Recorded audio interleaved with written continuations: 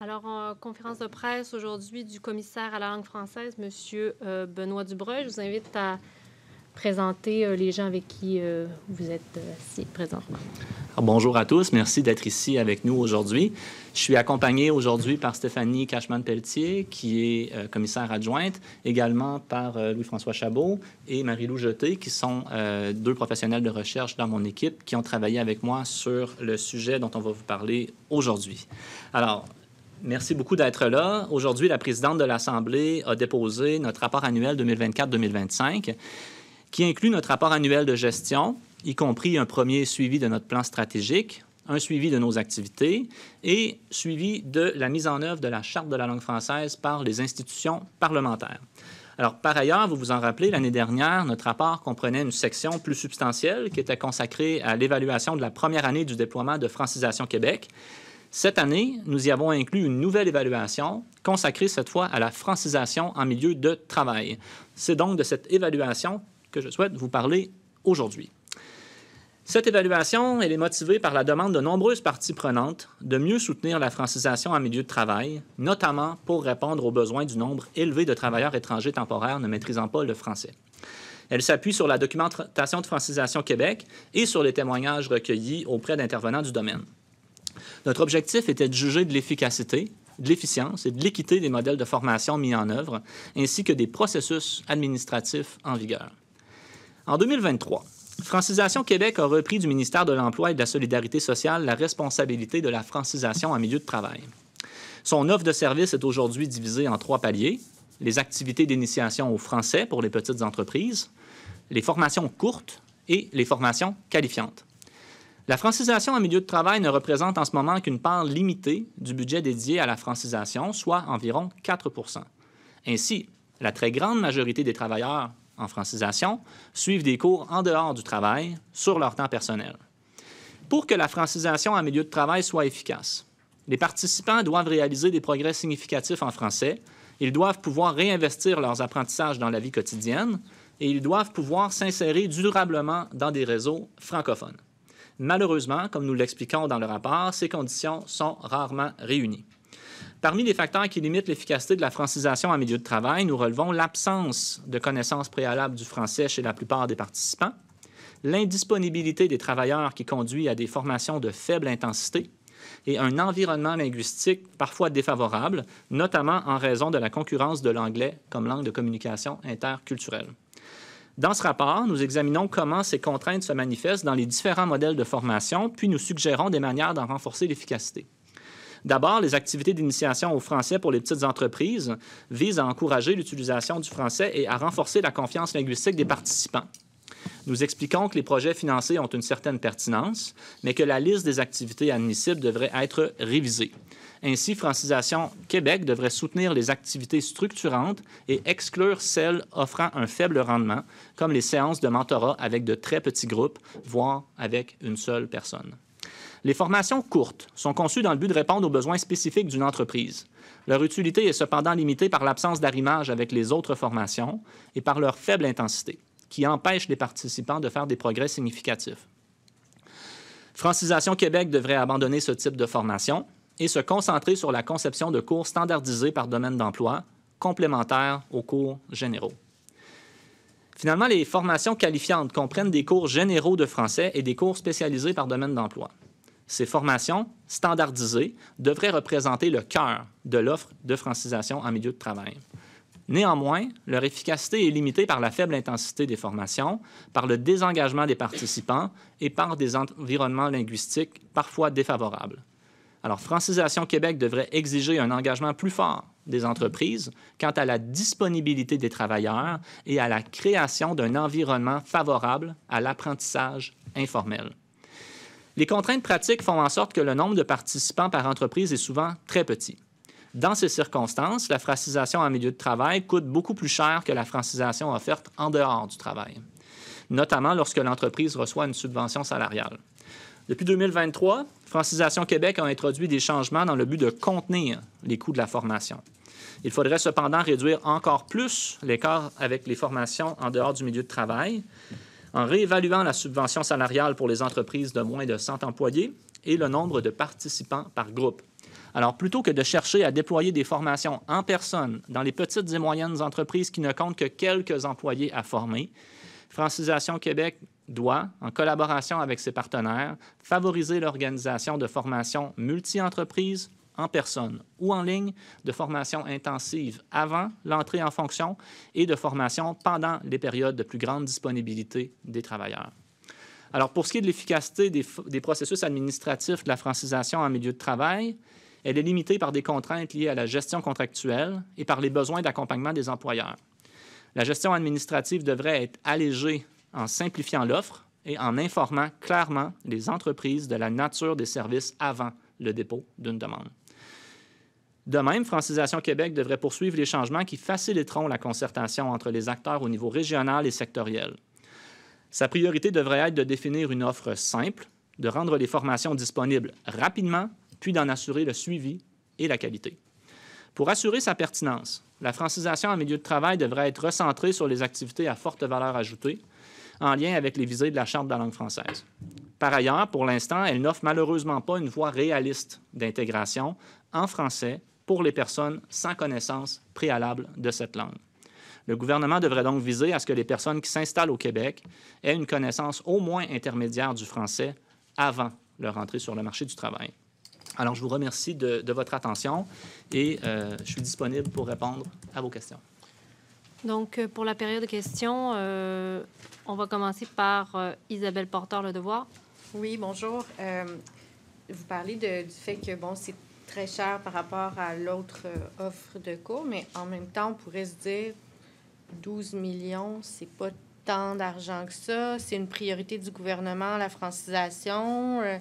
Qu'est-ce que vous pourriez répondre à ça, là? En fait, c'est intéressant, votre question, parce qu'en ce moment, la demande n'est pas si forte que ça. Donc, la raison, c'est que les paramètres actuels font qu'il n'y a même pas tant d'entreprises, en fait, qui se présentent pour recevoir la formation dans les paramètres actuels. Donc, les sommes globales qui sont dépensées restent assez faibles. Et malgré tout, la quantité d'argent qu'on dépense par rapport au nombre réel d'heures de formation qu'on obtient est assez importante. C'est-à-dire que l'heure moyenne en ce moment nous coûte très cher, même si la formation en milieu de travail reste assez petite. Donc, le message principal, c'est qu'on a là un modèle qui n'est pas universalisable, qui n'est pas généralisable. On ne peut pas prendre ce modèle-là dans sa forme actuelle puis dire, bien, on va en décupler la taille, parce que les coûts seraient absolument prohibitifs par rapport au progrès réel que ça nous permettrait de faire. En ce moment, je vous dirais, l'argent qui va à la formation aux individus permet de faire davantage de gains que celle qui va à la formation en milieu de travail. Donc, vous, comme contribuable, ce que vous voulez, c'est en avoir pour votre argent, vous assurer que les gens font le plus de gains possible avec le meilleur usage des ressources publiques. Donc, en ce moment, les modèles qui existent, malheureusement, vous n'en donnez pas beaucoup pour votre argent. Mais je me mets à la place des entreprises qui participent à ce genre de programme-là. D'un côté, vous leur dites faites-en plus, libérez davantage de temps, puis en plus, vous leur coupez une partie de la subvention. C'est pas ça risque pas de démobiliser les entreprises qui font de la francisation? Bien, je vous dirais, il y a plusieurs variables à prendre en ligne de compte. Okay? Donc, en ce moment, c'est sûr que les entreprises sont beaucoup motivées par la volonté de conserver leurs travailleurs étrangers temporaires. Je vous dirais, c'est beaucoup ça en ce moment là, qui motive les entreprises à participer à la francisation en milieu de travail. Et ça, cette motivation-là, elle va demeurer même si on enlève la subvention. C'est pour ça qu'on a vu qu'en enlevant la subvention aux plus grandes entreprises, il y en a quand même plusieurs là, qui se sont manifestés pour suivre des cours sans subvention. Puis généralement, je pense que c'est ça le motif, c'est qu'avec les plafonds fédéraux qui ont été imposés sur les travailleurs étrangers temporaires, les gens y emploient des gens qui sont avec eux depuis 2, 3, 4, 5 ans. Ils ont peur de les perdre, donc là, ils sont prêts peut-être à dégager plus de temps. Mais c'est ça, il n'y a pas de formule magique, là, c'est sûr. Mais je reviens au point principal. Si on paye des formations avec une subvention salariale de très, très, très petits groupes, ça nous coûte tellement cher pour aller chercher des heures d'apprentissage qu'il n'y a pas de scénario où on peut généraliser la connaissance du français parmi ces travailleurs-là. On parle de milliards de dollars, vraiment. Là. Pardon. Louis Lacroix, Cogeco. Bonjour. Vous avez donné un exemple tout à l'heure. Qu'est-ce qui fait, quel est le frein, notamment Parce que, évidemment, ce qu'on veut dans une formation comme celle-là, ma compréhension, c'est de dire on va vous donner une base et ensuite vous allez appliquer cette base-là en discussion avec des collègues de travail, par exemple, etc. Vous avez mentionné tout à l'heure en briefing technique qu'il y a des freins à ça. Est-ce que vous pouvez nous rappeler quels sont ces freins? Alors, moi, je vais vous décrire un scénario idéal où la francisation en milieu de travail fonctionnerait parfaitement. Imaginez, vous avez quelqu'un qui arrive dans une entreprise, la personne a déjà peut-être un niveau intermédiaire qui lui permet d'avoir des conversations courtes comme ça, de discuter avec ses collègues d'une manière difficile, mais quand même minimalement fluide. Okay? Cette personne-là, vous la mettez dans un milieu francophone, entouré de collègues francophones, puis vous lui donnez un 4 heures par semaine de renforcement. Okay? Où elle va ensuite, tout de suite, pouvoir appliquer ses connaissances pour socialiser avec ses collègues. Ça, c'est le milieu par excellence de la francisation en milieu de travail. Si vous investissez là-dedans, vous allez avoir une grande valeur ajoutée. À l'inverse, là, vous n'avez pas de valeur ajoutée. Si vous prenez quelqu'un qui part de zéro, donc qui n'est pas du tout capable de communiquer avec ses collègues, et là, la personne elle va avoir besoin de 400 ou 500 heures avant d'atteindre le stade où elle va même pouvoir avoir des petites conversations de base. Donc, cette personne-là, premièrement, n'atteindra probablement jamais le stade. Et si, en plus, je vais vous donner des exemples, si la personne travaille la nuit à faire des ménages dans des édifices du centre-ville, si la personne travaille sur des chiffres de nuit en Beauce dans une usine où tous les travailleurs hispanophones sont ensemble le soir dans l'usine, si la personne travaille à Montréal dans un environnement où, de toute manière, tout le monde parle très bien anglais, donc les gens convergent naturellement vers l'anglais, bien, dans tous ces scénarios-là, vous avez ce que j'appelle un environnement linguistique défavorable, c'est-à-dire que vous ne pouvez pas miser sur la volonté naturelle de la personne de socialiser puis de s'intégrer pour l'amener à apprendre. Donc, ce qui va se passer dans ce cas-là, c'est que vous allez dépenser de l'argent pour augmenter son niveau de compétence. Puis là, quand vous allez arrêter d'investir, bien là, les compétences vont diminuer comme ça. Donc, essentiellement, vous allez avoir gaspillé votre argent. Donc, évidemment, ce n'est pas ça qu'on veut. Donc, il faut qu'on jumelle, qu'on associe la francisation en milieu de travail avec des contextes propices à l'apprentissage informel pour que ça se renforce mutuellement. Bon, vous avez déjà expliqué les différents niveaux là, de francisation, là, de 0 jusqu'à 11 ou 12, je pense. Ouais.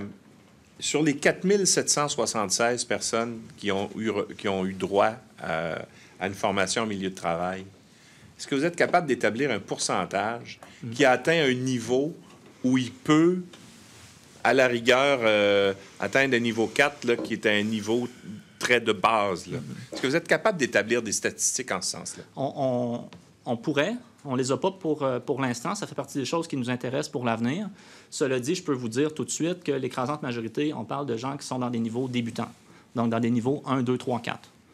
Donc, mais par contre, sur les statistiques plus détaillées, ça nous intéresse. Je pense que ça va faire partie des sujets qu'on aimerait creuser. Mais pour simplifier, là, en ce moment, en francisation, autant en milieu de travail qu'à l'extérieur du milieu de travail, le gros des investissements qui sont faits sert à franciser des gens qui sont au niveau débutant et qui vont rester au niveau débutant. Les gens vont monter de un niveau, peut-être 2. Alain Laforêt, TVA. Bonjour. De façon simple et courte, la formation courte, on la remplace par quoi? Alors, de la formation qualifiante. Donc, la formation qui est vraiment associée au cadre de référence, les niveaux 1, 2, 3, 4, 5, 6, 7, 8. Donc, comme ça, au moins, je pourrais venir vous voir puis vous dire, bien, je sais que sur 100 personnes qui se sont inscrites, bien, il y en a 70 qui ont atteint les objectifs. Puis là, je saurais de quoi je parle parce que c'est un cadre de référence qui est reconnu. En ce moment, quelqu'un me dit, bien, j'ai X pourcentage de personnes qui ont réussi ces cours-là. Je suis pas capable de vous dire si c'est bon ou pas bon parce que chaque cours est autonome, chaque cours est distinct et propre à l'entreprise. Donc, formation qualifiante, puis formation aussi qu'on appelle propre au domaine d'emploi. Donc, ça, Francisation Québec en développe. Donc, par exemple, il y a un cours de français de la restauration. Donc, ça peut être intéressant. La personne, par exemple, est au niveau 5. Elle a fait des cours de formation générale, mais elle travaille en restauration. Donc là, vous dites, bien, on va vous donner un cours qui est spécifique à votre domaine, qui est arrimé au niveau 5.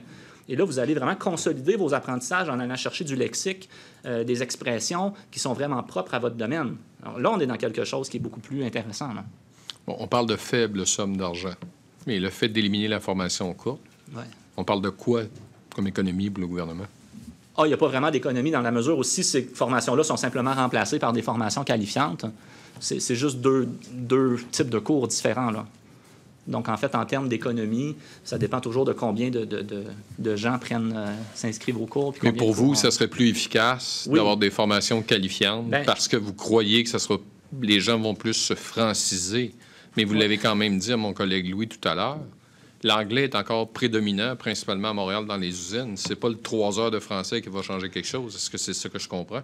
Vous comprenez très bien. Je pense que dans tous les scénarios, si l'environnement linguistique est défavorable, on ne peut pas faire de miracle avec une formation à temps partiel. Ça, c'est très clair. Je pense qu'un des points sur lesquels on insiste aussi, puis ça, il y a un consensus là-dessus chez les intervenants, c'est qu'il faut qu'on trouve des manières d'insérer les gens dans des réseaux francophones. Donc, dans l'entreprise, par exemple, je l'ai mentionné tout à l'heure, mais si on sépare les équipes, puis on dit, bon, on va faire une équipe pour les hispanophones, puis on va faire une autre équipe pour les francophones, ou une équipe pour ceux qui parlent anglais, puis une équipe pour ceux qui parlent français, puis là, les gens ne se croisent pas, il n'y a pas de réinvestissement de l'apprentissage.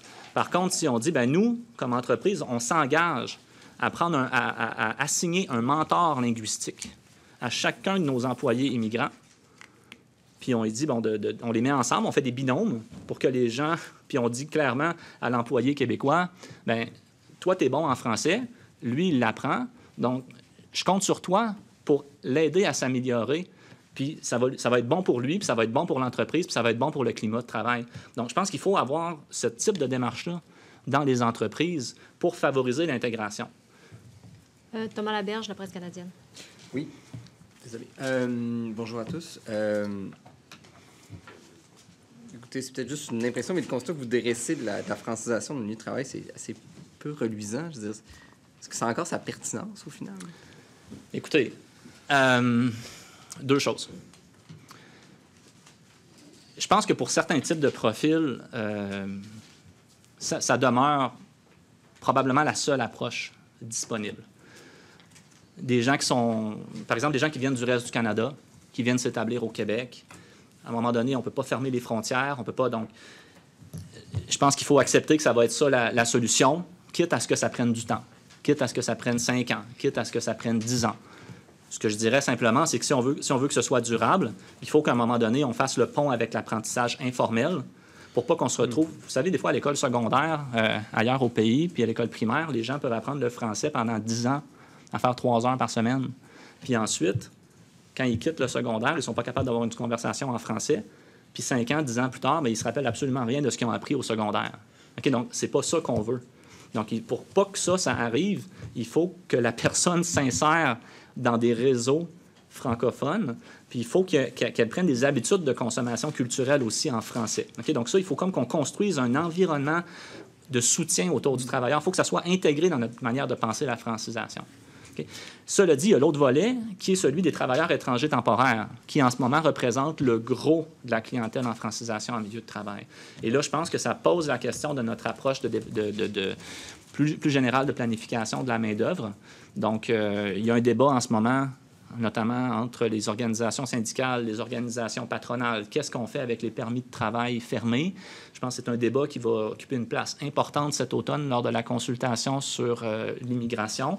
Moi, j'aimerais que les considérations de francisation soient à l'esprit des gens. Donc, moi, je vous dis, le modèle qu'on a développé au cours des 4, 5, 6 dernières années, où les employeurs vont chercher aux Philippines, vont chercher en Amérique latine des travailleurs qui sont au niveau 0 de français, puis les amènent dans des milieux de travail en donnant de la formation, de la francisation à des doses très, très faibles, ça, ce n'est pas une solution qui est gagnante.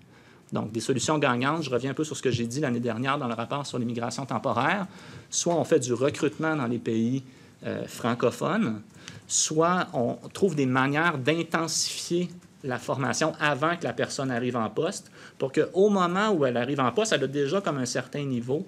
Et là, ça pose des questions sur les programmes d'immigration puis de l'équilibre patronal-syndical. OK, mais est-ce que je comprends au fond que un peu le but de votre argumentaire avec la francisation dans le milieu de travail, c'est un peu pour démonter les arguments des patrons, pour dire finalement...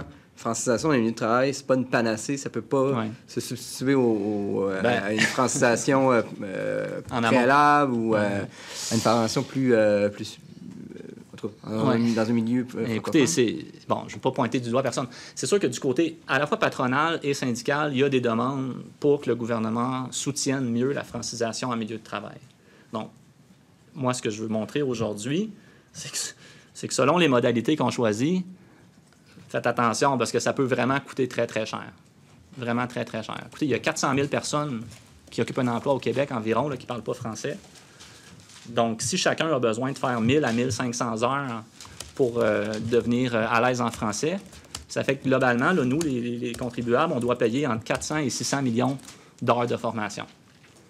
Donc, si l'heure de formation coûte cher, bien, on parle de milliards de dollars, là. On n'est pas avec des dizaines de millions qu'on va réussir à généraliser la connaissance du français sur le marché du travail. Donc, il y a comme des choix stratégiques à faire. Puis c'est sûr, évidemment, du côté patronal syndical, bien, là, il y a comme une tension autour de ça, évidemment. Puis l'approche des dernières années qui a amené beaucoup de travailleurs non francophones est venue comme attiser aussi là, cette tension-là. Donc, j'essaie d'éclairer le débat, puis peut-être aussi proposer des voies là, qui nous permettraient d'aller vers l'avant. Lavallée, Radio-Canada. Oui, bonjour. J'aimerais vous entendre sur la notion de la formation à distance, là, parce que c'est une des choses qui m'a quand même surpris. Là, on a cette image peut-être que quand on fait de la francisation en entreprise, c'est en entreprise, puis il y a un prof qui se déplace. Est-ce que c'est vraiment efficace, la formation à distance, pour des gens qui ne parlent pas français du tout? Bien, nous, ça nous a surpris aussi parce que, en fait, pour votre information, là, il y a un peu plus de la moitié des cours en francisation en milieu de travail qui sont offerts à distance. En ce moment. Donc, moi, la francisation à distance, je pense que ça peut bien fonctionner. Je vous dirais, pour l'instant, nous, il n'y a pas de données qui nous permettent d'en évaluer l'efficacité. Okay? Donc, cependant, on a posé la question à beaucoup de gens, beaucoup d'experts, beaucoup de praticiens. Il y a plusieurs contextes où ça peut très bien fonctionner. L'enjeu qu'on a en ce moment, c'est que la clientèle, si vous voulez, est beaucoup composée de travailleurs étrangers temporaires, niveau 0 en français, généralement avec un faible niveau de qualification et un faible niveau de compétences numériques. Donc, c'est sûr que si vous cherchez à faire de la francisation en milieu de travail, puis vous travaillez avec des gens qui font de la conception informatique, puis qui sont habitués de travailler dans un environnement numérique, il n'y a pas de raison que ça ne fonctionne pas bien. Par contre, quand vous arrivez avec des gens qui ne savent pas se servir d'un ordinateur, qui ont des fois même pas d'espace pour s'installer dans la shop. Puis là, vous dites, bon, on va vous amener... Les gens n'ont pas nécessairement d'habitude d'apprendre, ils n'ont pas nécessairement... Donc, ce qu'on comprend, c'est que pour ce profil-là, qui est assez nombreux, la francisation à distance, malheureusement, n'est pas une solution qui semble viable. Concernant donc l'obligation de démontrer la maîtrise du français à un niveau 4 pour pouvoir renouveler un permis de travail, donc ça, je comprends que c'est pas encore entré en vigueur? Non, c'est un engagement que le gouvernement a pris, je crois. Là, on met la date, mais il y a comme 1 an et demi. Là, c'est ça, le 1er novembre 2023. Mais on n'a pas d'indication sur le moment où ça entre en vigueur, c'est ça? Non. Okay. Mais il y a eu un échange de lettres entre les ministres québécois et fédéral de l'immigration pour confirmer la volonté d'aller de l'avant avec ça. Et dans l'état actuel des choses, ça ne marcherait pas. Là. C'est-à-dire, l'enjeu, c'est que ça va inciter les entreprises à investir davantage, à libérer davantage leurs travailleurs. Parce que les entreprises semblent très motivées à l'idée de garder, en fait, leurs travailleurs étrangers temporaires. Donc, ça permettrait de dégager peut-être plus de temps. Cela dit, c'est sûr que si la personne, ça y prend 3 ans ou 4 ans avant de commencer à pouvoir avoir des conversations avec ses collègues, on n'est pas dans une dynamique d'intégration qui est super forte, là. La question que je voulais vous poser en ce qui concerne les travailleurs justement dans les entreprises, est-ce que je comprends que le niveau de suivi est moindre qu'il ne le serait si c'était un parcours individuel? Parce que là, je lisais dans le rapport qu'il n'y a pas de dossier, ouais. On n'évalue pas nécessairement la connaissance avant ni après la formation. C'est ça. Beaucoup de gens qui interrompent la formation en cours de route aussi. Oui. Bien, écoutez, moi, je ne veux pas trop critiquer Francisation Québec là-dessus parce qu'on constate quand même des améliorations là, depuis qu'ils ont repris le dossier.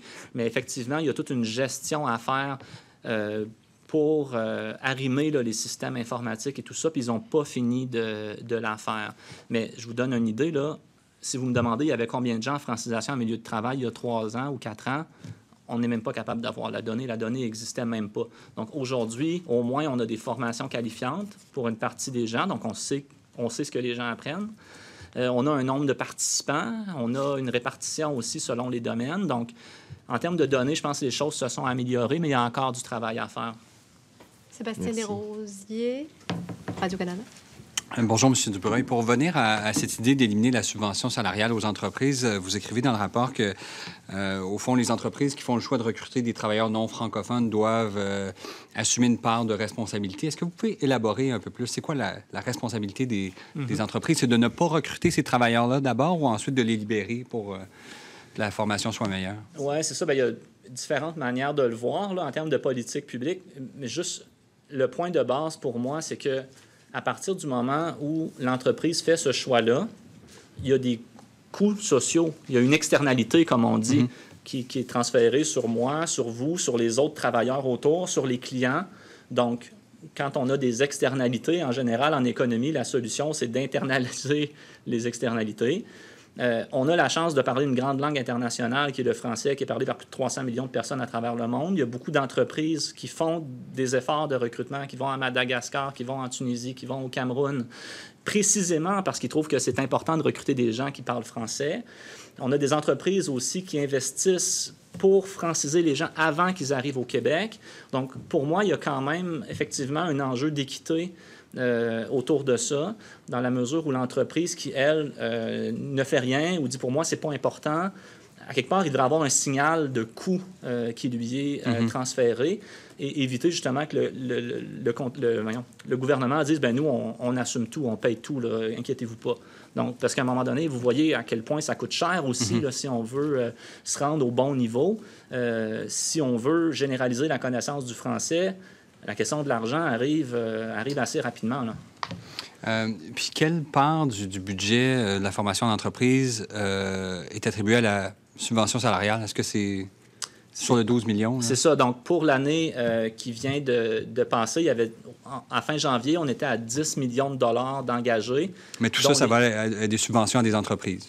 Ça, c'est pour les entreprises. C'est ça. Donc, il y en a une partie qui sert à payer les fournisseurs.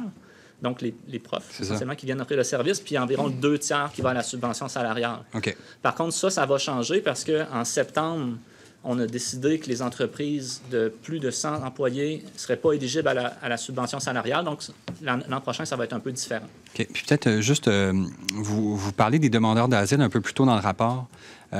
Sont quoi, au juste, vos inquiétudes concernant l'afflux qui a été constaté ces dernières semaines? Qu'est-ce que ça pourrait entraîner comme conséquence sur la situation linguistique au Québec? Bien, écoutez, là, vous me posez une question qui est super importante. Moi, j'avoue que j'ai de grandes inquiétudes. On avait abordé la question l'année dernière dans notre rapport sur l'immigration temporaire. On a regardé les chiffres pour cette année aussi. Il y a une petite baisse en 2024 du nombre de demandeurs d'asile. Par contre, il y a des changements dans la composition qui ne sont pas nécessairement favorables aux Français. Donc, ce qu'on a vu cette année, en 2024, c'est une baisse beaucoup des gens originaires du Mexique et une hausse importante des gens qui sont originaires d'Asie du Sud ou d'Afrique anglophone. Donc, des gens qui, a priori, ont plutôt tendance à s'intégrer en anglais.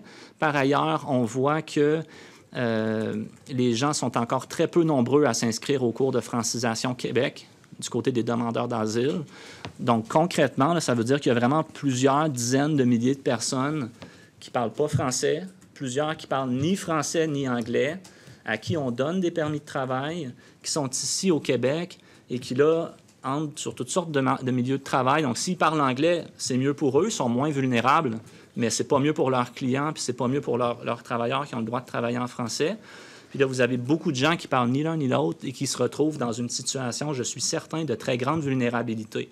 Parce que quand vous arrivez à Montréal puis vous parlez ni l'une ni l'autre langue, honnêtement, c'est pas vrai là, que vous êtes bien. Là. Même si vous recevez l'aide sociale qui vous donne 800 $ par mois, 800 $ par mois, c'est le coût d'une chambre à Montréal. Donc, c'est sûr que pour le français, on ne peut pas prétendre en ce moment qu'on a un système qui permet d'assurer ni la francisation, ni l'intégration en français de ces dizaines de milliers de personnes qui arrivent, en fait, puis qui continuent d'arriver. Donc, moi, j'ai des inquiétudes. Merci. Je vais me permettre une petite précision. Je voudrais vous entendre clairement sur le 12,6 millions. Est-ce que vous estimez que c'est de l'argent bien investi à la lumière du rapport que vous nous fournissez aujourd'hui? Globalement, je vous dirais que il y a vraiment des progrès importants qui restent à faire. En ce moment, je vous dirais, j'ai plus confiance dans l'argent qui est investi dans les services aux individus. Je pense qu'avec des modifications ciblées, celles dont on a parlé aujourd'hui, on peut réorienter les choses. Par exemple, en ce moment, on sait que Francisation Québec réussit dans certaines entreprises ou dans certains contextes à créer des groupes qui sont relativement grands, où les gens vont faire une formation qui est qualifiante. Donc, je vous dirais, dans ce cas-là, c'est bon. Je pense que je suis rassuré. Mais de manière générale, il y a quand même pas mal de resserrements qui restent à opérer, là. Donc, c'est pas vraiment, non? Grande piste. Il y a de la place à l'amélioration, oui. Et puis, je voudrais juste vous entendre clairement aussi, à l'heure actuelle, là, pour quelqu'un qui prend un cours de français à temps partiel comme ça dans son milieu de travail, ça prend combien d'années avant d'être à un niveau 4 et éventuellement un niveau 8? Oui, c'est ça. Donc, là-dessus, il faut toujours être un peu prudent, évidemment, parce que ça dépend beaucoup des gens, ça dépend de la langue de départ, ça dépend beaucoup de la motivation, des compétences aussi cognitives et tout. La seule donnée objective sur laquelle on peut s'appuyer, c'est le programme du ministère de l'Éducation, qui prévoit 500 heures d'apprentissage pour se rendre au niveau 4 et qui prévoit 1400 heures pour se rendre au niveau 8. Évidemment, si vous avez quelqu'un qui parle déjà une langue latine, qui est très scolarisé, qui est habitué d'apprendre, qui est hyper motivé, ça peut être beaucoup plus rapide que ça. Mais en même temps, si vous avez quelqu'un qui est très... Donc, en nombre d'années, c'est... en nombre d'années. Donc, écoutez, à 3 heures par semaine, ce qu'on a calculé, je pense que c'était 4 ans pour atteindre le niveau 4 et 11 ans pour atteindre le niveau 8. Donc, c'est des chiffres, évidemment, qui sont théoriques dans la mesure où on ne voit pas les gens rester aussi longtemps là, dans la formation, malheureusement. On va passer en anglais. Je vois que Franca n'est plus là. Donc, Fellotier, de Gazette. Good afternoon, Mr. Dubreuil. Is it morning? We know that in recent years, many Quebec companies have talked about the advantages of teaching French in the workplace, and the Conseil du Patronat, and they're all big fans of this. The principle that a new arrival will learn French well or faster if they're exposed to it at work all day while they're on the salary. What would you say, what's not working with the system? I think it can work in theory. It really depends on the context of the business. So if you have a person that arrives in a workplace, already has some basic knowledge of French, and then the person interacts on a daily basis with Francophones and wants to socialize, is motivated to socialize with Francophones, and then receive a few hours per week of French, intensive French training, then it makes sense that the person will increase its level or her level of proficiency over time. So that's the context that we would like to have. Unfortunately, we have a lot of context where we see the workers who arrive in the workplace they are at beginner's level, they have no prior knowledge of French.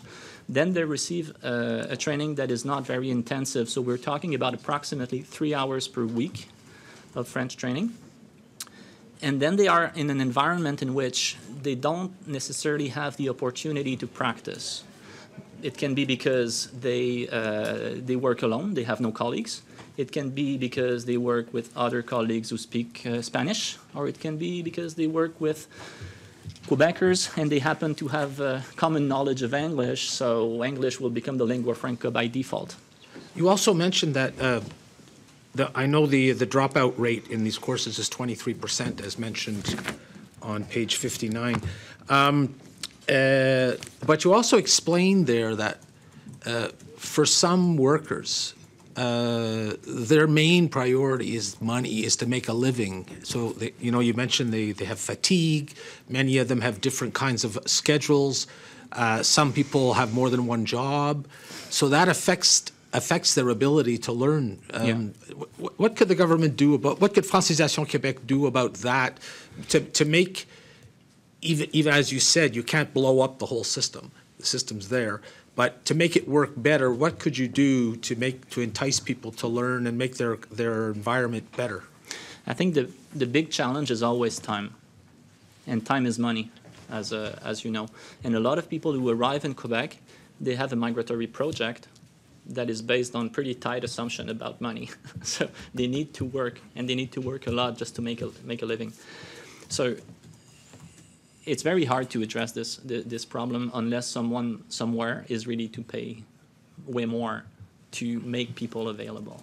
So it could be the businesses. Should we strengthen requirements on businesses to make their workers more available, for instance? Or should we invest more public money? And that's another challenge because we know that it can become very expensive very rapidly if we pay people to learn French. Or should we change our immigration policy to make sure that people who arrive in Quebec already have some basic knowledge of French at entry point? So I think we can take all these options, but I think in terms of for what is of the temporary foreign workers, we definitely have to rethink our approach to recruitment, especially in light of what happened in the past 4, 5, 6 years, where a lot of employers have hired people on closed permits, and we did not manage to have people fully integrated in French. So some companies have a responsibility as well. Yeah. Because they're desperate for labor. Yeah. You're saying they're... Basically, companies are optimizing in function of the rules that exist. So I think we need to provide the right incentives. I think a lot of companies do not have problems or issues with French training because they make a specific effort to recruit in French-speaking countries.